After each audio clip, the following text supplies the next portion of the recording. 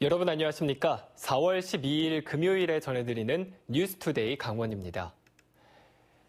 유아와 초등학생을 대상으로 B형 독감이 빠르게 번지고 있습니다. 일단 기침을 동반한 고열 증상을 보이면 곧바로 병원을 찾아 진단을 받는 것이 중요합니다.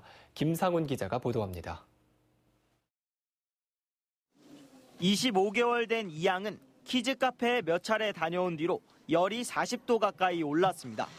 기침에 콧물까지 흘려 곧바로 병원을 찾았는데 B형 독감 판정을 받았습니다. 우리 애가 이제 열이 그 정도 오른 게 처음이다 보니까 39.6도 이제 막 40도에 입박하니까 밤에 잠도 못 자고 굉장히 애가 아프니까. 봄 독감이 찾아왔습니다. 지난 겨울에는 A형 독감이 절정에 달하더니 이번에는 B형 독감입니다. 지난달부터 전국적으로 독감 의심 환자가 꾸준히 늘고 있습니다. 독감 의심 환자는 지난달 초 1000명당 8명 수준에서 최근에는 29명까지 빠르게 증가했습니다. 특히 유아와 초등생을 중심으로 퍼지고 있는데 지난해 같은 시기보다 환자가 4배가량 많습니다. 독감 바이러스가 침으로 전파되기 때문에 단체 생활 과정에서 마스크를 끼는 등 기침 예절을 지켜 예방에 나서야 합니다. 무엇보다도 요즘처럼 독감이 유행하는 시기에는 일단은 고열이 나면 한 번 정도는 고열과 호흡기 증상을 동반하면은 한 번 정도 의심하고 빨리 가서 검사를 해보고 이제 치료를 받는 게 좋습니다. 당분간 일교차가 15도 넘게 벌어지며 면역력이 약해지기 쉬워 봄 독감에 걸리지 않도록 주의가 필요합니다. MBC 뉴스 김상훈입니다. 강원도 산불로 주택 516채가 타버리고 1,200명이 넘는 이재민들이 발생했는데요. 정부가 이들을 위해 한 달 안에 조립식 주택을 지어주고 최대 6천만 원의 융자를 싼 이자로 제공하는 등 지원 대책을 발표했습니다. 배연환 기자가 보도합니다. 평생을 강릉시 옥계면에서 살아온 정계월, 정계순 자매는 이번 산불로 모든 것을 잃었습니다. 이웃에 있던 언니와 동생의 집이 모두 산불에 타버린 겁니다. 올해 초 남편을 잃은 언니도 심장 수술을 받은 동생도 잇따른 불행에 정신을 차릴 수가 없습니다. 막 아주 이렇게 됐잖아요. 아이고, 좀 많이 속상하시겠어요. 아이고, 살아갈 일이 막막하죠. 그냥 뭐 어떻게 할 길이 없죠. 어떻게 해요. 너무 무너지죠. 너무 기가 막혀가지고. 이번 산불로 타버린 집은 모두 516채, 이재민은 1,205명입니다. 정부는 오늘 관계부처 합동으로 이들을 위한 대책을 발표했습니다. 먼저 집은 이재민들의 수요를 파악한 뒤 3천만 원 상당의 조립주택을 지어 원하는 장소에 제공하기로 했습니다. 빨리 하면은 빠른 데는 1개월 내에 또 가능할 걸로 이렇게 생각됩니다. 최대한 빨리 지원하도록 합니다. 완전히 불탄 주택, 그리고 반파된 집을 헐고 다시 지을 때도 무상지원금 1,300만 원에 최대 6천만 원의 융자를 싼 이자로 제공합니다. 건강보험료를 비롯해 전기, 가스 요금과 통신요금 등도 감면됩니다. 특히 농민 피해가 큰 만큼 타서 없어진 벽시와 농기구도 지원 항목에 포함시켰습니다. 당장 없으면 안 되죠. 농가 짓는데 한 20일 동안 여유가 있으니까 그때 어떻게 또 구해봐야죠.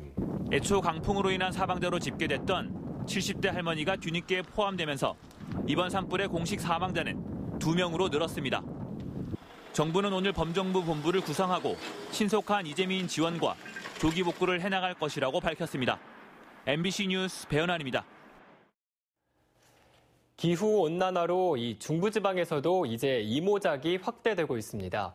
특히 고소득인 마늘과 이모작이 가능해지면서 고가인 강원 쌀의 가격 경쟁력도 갖출 수 있을 것으로 기대됩니다. 김진아 기자입니다.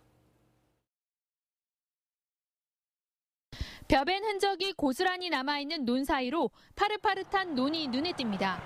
작년 가을 거지가 끝나자마자 논에 마늘을 심은 겁니다. 다른 논은 이제 막 모내기 준비를 시작하는 데 반해 이 논은 마늘 수확을 앞두고 있습니다. 겨우내 고소득인 마늘을 심고 봄에는 조생종 벼를 심는 이모작에 성공한 겁니다. 300평 기준 순수익이 벼농사가 43만 원 수준인 반면 논마늘은 평균 228만 원으로 5배가 넘습니다. 벼를 5년 생산한 소득과 맞먹는 셈입니다. 반복되는 쌀값 하락에 지친 농업인들에게 새로운 소득원으로 기대를 모으고 있습니다. 오히려 벼농사는 마늘 농사를 짓기 위한 그 부수적으로 지금 가야 되지 않나 이렇게 생각을 합니다. 3,000원하고 2만 원하고 평당 단가가 전혀 다르고요. 원주 문막 불온 지역 17개 농가 7,200평에서 논마늘을 재배하고 있는데 기후온난화의 영향으로 따뜻한 남부지방이 유리했던 마늘 품종도 작황이 좋습니다. 논에 마늘과 벼를 교차해 심으면 밭에 마늘을 심을 때 나타나는 연작 피해를 줄일 수 있고 조생종 벼 생산으로 지역산 쌀의 판로도 분산돼 판매가 수월할 전망입니다. 논마늘 주산단지로 확대를 해서 우리 원주 지역에 절대적으로 부족한 마늘을 학교 급식이나 또 로컬 푸드 매장에 공급을 해서 이모작이 확대되면 남부지방 저가미에 밀려 판매에 어려움을 겪었던 강원쌀의 가격 경쟁력도 높아질 것으로 기대됩니다. 다만 물에 잠기는 논 특성상 배수가 잘 되는 곳으로 생산이 제한된다는 점과 비싼 종작 가격은 이모작 확대에 넘어야 할 산으로 꼽힙니다. MBC 뉴스 김진아입니다. 일제시대부터 운영되고 있는 대한석탄공사 장성광업소가 삼중고에 시달리고 있습니다. 이 노동조합은 정부의 안전필수 요원 확충과 석탄산업 대책 마련을 요구하며 대규모 집회를 예고했습니다. 홍한표 기자가 취재했습니다. 대한석탄공사 장성광업소는 일제강점기인 지난 1937년 개발돼 80년 넘게 명맥을 이어가고 있습니다. 하지만 연탄 소비 감소에 생산 원가 상승과 인력 부족까지 겹쳐 삼중고에 시달리고 있습니다. 지난해 무연탄 생산량은 24만 5천 톤으로 전성기였던 1979년 228만 톤에 비해 10분의 1 수준으로 급감했습니다. 인력 구조 조정도 계속돼 협력업체를 포함해 지난 1970년 5,600여 명에서 현재는 950명으로 급감했습니다. 대한석탄공사 노동조합은 최소한의 작업 안전 필수 인원이라도 보충해달라고 요구하고 있습니다. 지난달 27일 6명의 사상자가 발생한 갱내 가스 연소 사고도 무리한 구조조정 때문이라는 겁니다. 현재 정부와 협상을 벌이고 있는데 협상이 결렬될 경우 청와대 상경 집회를 예고했습니다. 안전 필수 인원 충원, 석탄 산업에 대한 향후 정부의 정책 제시, 노사정위원회를 구성하여 작업 환경 조사, 이렇게 크게 세 가지를 요구를 하고 있습니다. 태백시도 장성광업소가 문을 닫으면 지역 경제가 붕괴된다며 석탄 생산 기간을 최소 10년 이상 늘려줄 것을 요구했습니다. 폐광이 되고 난 이후에 지역 경제에 미치는 영향들을 감안을 했을 때 정부의 정책이 명확해야 되고 지역에서 폐광설까지 나들고 있는 장성광업소의 어려운 현실은 벼랑 끝에 내몰린 국내 석탄 산업의 현주소를 그대로 보여주고 있습니다. MBC 뉴스 홍한표입니다. 세계 최초 5G 이동통신 서비스가 시작이 됐지만 강원도의 기지국은 턱없이 부족해 소비자들의 각별한 주의가 필요합니다. 민주당 변재일 의원이 과학기술정보통신부로부터 제출받은 자료에 따르면 이달 초 기준 강원도의 5G 기지국 장치는 SK텔레콤이 548개, KT는 443개로 전국 대비 각각 1.4%와 1.3%에 그쳤습니다. 또 LG U+는 기지국이 하나도 없었습니다. 강원도에서도 춘천과 원주, 강릉 지역의 중심 상권과 대학가에서만 이 5G 서비스가 이루어져 기지국이 충분히 확보될 때까지는 소비자들의 불편이 초래될 것으로 예상되고 있습니다. 2019년 신규 공중보건의사 배치가 완료됐습니다. 강원도는 지난 10일 공중보건의사 110명의 복무가 만료됨에 따라 올해 신규 공중보건의사 107명과 타시도 전입자 4명을 포함해 111명의 공중보건의사를 보건의료기관에 배치했습니다. 일반 의사가 70명, 치과가 13명, 한의사는 28명입니다. 이에 따라 강원도 내 133개의 보건의료기관에는 모두 310명의 공중보건의사가 배치됐습니다. 신규 배치 공중보건의사는 오는 2022년 4월까지 3년 동안 복무하게 됩니다. 고혈압과 당뇨병을 잘 진료하는 강원도 내 의원 300여 곳이 선정됐습니다. 건강보험 심사평가원이 지난 1년 동안 고혈압과 당뇨병을 진료하는 도내 의원 700여 곳에 대해 검사와 처방, 환자 방문율 등을 평가한 결과 308곳이 양호 판정을 받았습니다. 두 질병을 모두 잘 진료하는 도내 의원은 78곳으로 세부적인 의원 정보는 심평원 홈페이지에 게시됐습니다. 작년에 발표된 지역 의료 이용 통계를 보면 도내 인구 10만 명당 환자는 고혈압이 16,000명, 당뇨병은 7천여 명으로 전국 최고 수준이었습니다. 강원경찰이 사고 예방과 단속을 위해 고속도로에 배치하고 있는 암행 순찰차를 모든 도로에서 운영하게 됐습니다. 강원지방경찰청은 암행 순찰차 도입 이후 고속도로 교통사고와 사고 사망자가 감소했고 올해만 1,357건의 위법 사항을 단속하는 등 사고 예방 효과가 크다고 밝혔습니다. 이에 경찰은 고속도로에서만 운영하던 순찰차 석 대를 사고 다발 구간인 국도 6개 구간으로 확대하고 모든 도로로 확대 운영해 나갈 계획입니다.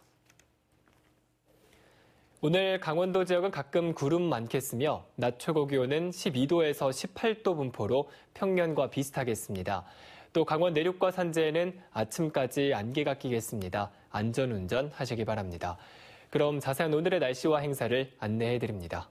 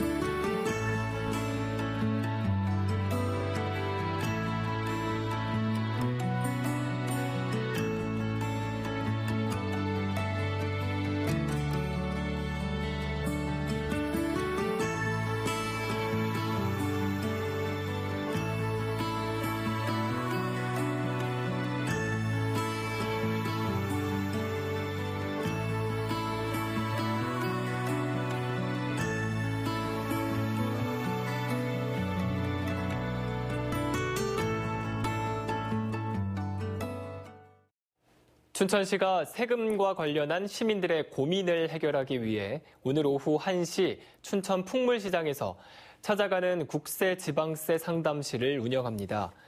세금 상담실에서는 일상생활과 밀접한 양도소득세와 증여세, 상속세와 취득세, 재산세 등 세금에 관한 모든 고민을 상담받을 수 있습니다. 춘천시는 오늘 상담을 받지 못하더라도 시청 홈페이지에 있는 마을세무사 연락처를 통해 문의하면 언제든 상담받을 수 있다고 밝혔습니다.